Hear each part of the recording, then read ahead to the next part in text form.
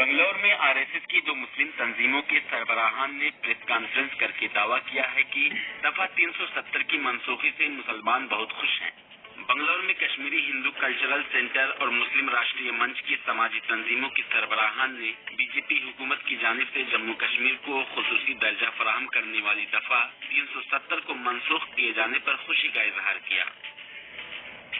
किसी का भलाई नहीं थी। इसमें क्या था कि हमारा J&K स्टेट वो दिन ब दिन दूर ही चला जाता था हमारे हाथ से, और इंटीग्रेशन नहीं हो रही थी इसकी, और उसका विकास नहीं हो रहा था, और उसका बहुत दुरुपयोग हो रहा था।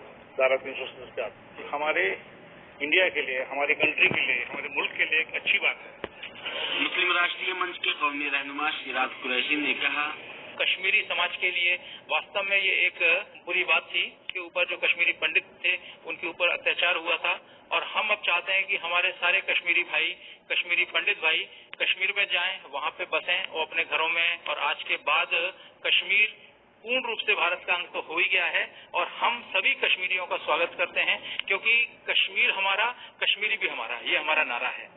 वहीं मुस्लिम राष्ट्रीय मंच के रियासती कन्वीनर अकबाल अहमद ने कहा कि उन्होंने मुल्क गेट टूर किया और मुस्लिम दानिशवरान, उलमा, मुफ्तियान, अइम्मा, ख्वातीन से मुलाकात की।